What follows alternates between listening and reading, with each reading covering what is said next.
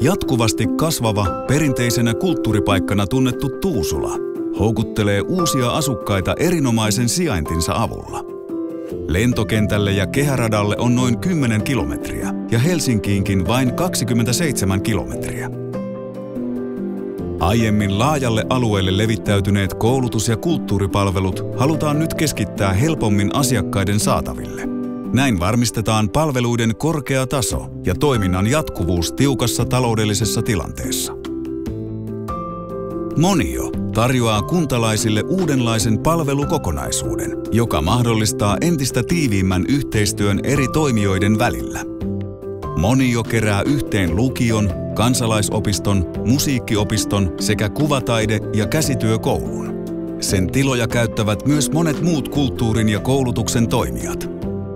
Lisäksi lukion ja vapaan sivistystyön kurssitarjontaan saadaan lisää kaivattua monipuolisuutta. Parhaimmillaan Moniosta voisi tulla suurta osaa tuusulalaisia palveleva olohuonetyyppinen ratkaisu. Siellä olisi koulutusta, harrastuksia, vapaa-ajan toimintaa, muuntuvat tilat palvelisivat monenlaisia käyttäjiä. Monio on suunniteltu sijoittumaan Rykmentinpuiston arvokkaaseen miljööseen, johon on muotoutumassa asuntomessualueen myötä uusi asumisen, liike-elämän, koulutuksen ja kulttuurin keskus. Hyrylän alueen kaavoituksen pitkäjänteisellä suunnittelulla pyritään turvaamaan monipuoliset palvelut, joiden äärellä eri-ikäiset ihmiset kohtaavat luontevasti ja saavat mahdollisuuden osallistua ja luoda uudenlaista yhteistä toimintaa, uutta kulttuuria. Monion välittömässä läheisyydessä sijaitsevat uimahalli, urheilukeskus ja tuleva asuntomessualue. No se Monio olisi mun mielestä oikeasti tosi hyvä niin kuin opiskelijoiden motivaation takia. Niin se oikeasti voisi innostaa opiskelemaan ja koulussa saattaisi olla jopa hauskaakin. Ja kun siellä olisi musiikkiopistoa ja kuvataidekoulu, niin siellä olisi paljon mahdollisuuksia sellaisiin yhteisiin projekteihin, mitkä olisi mun mielestä tosi siistejä. Odotan Monion myötä lisääntyvää ja entisestään tiivistyvää yhteistyötä esimerkiksi kansalaisopiston, kuvataidekoulun ja musiikkiopiston välillä. Saadaan myös tilat ja henkilöiden osaaminen yhteiseen, tehokkaampaan, parempaan käyttöön. Yhdessä olemme enemmän. Monion sisääntulokerros on kaikkien tuusulalaisten olohuone.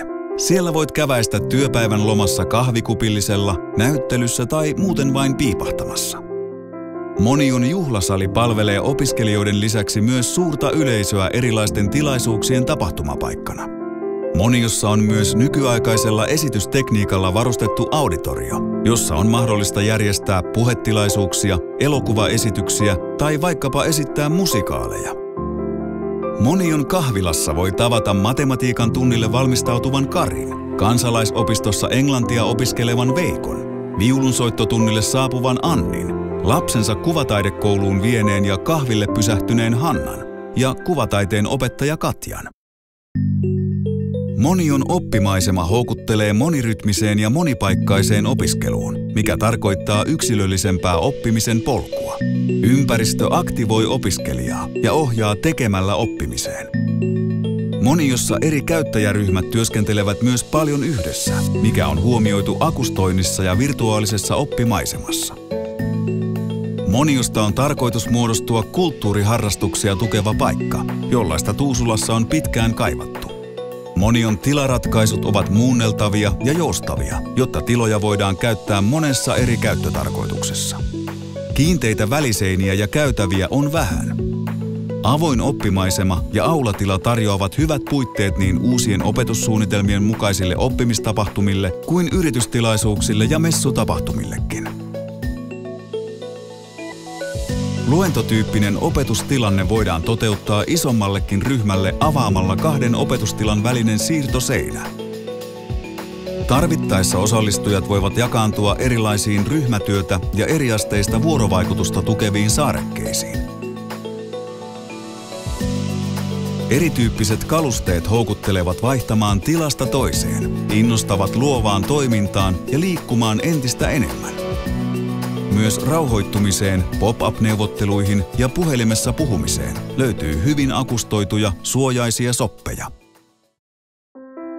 Tuusulan lukiossa Hyrylässä Kokeellisen oppimisympäristön käytöstä on saatu hyviä kokemuksia opettajien ja oppilaiden keskuudessa.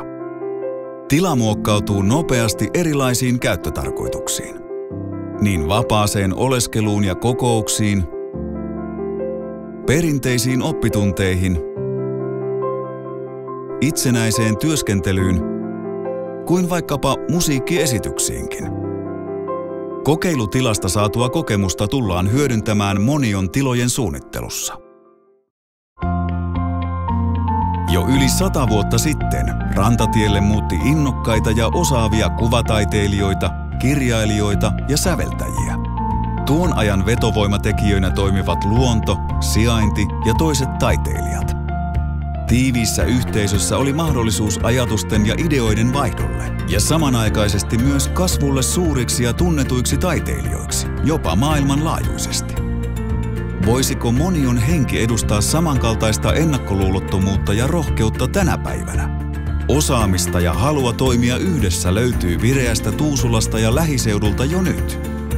Parhaimmillaan Monion rooli voisi olla se suuri sykkivä sydän, joka edustaa uudistuvaa ja elinvoimaista yhdessä toimimisen kulttuuria.